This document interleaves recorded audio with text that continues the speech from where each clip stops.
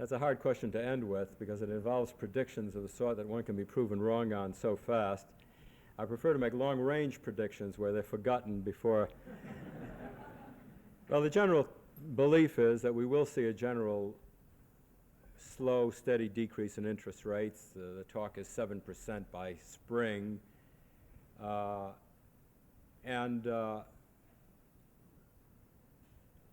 would think that whether there will be money to be lent really depends on the area that one is talking about. There's a good many programs in the works for aid to housing. I would think that mortgage money will become a good deal more plentiful, at least in that area. I want to thank you all very much for your patience and for your attention, and drive carefully going home. Good night.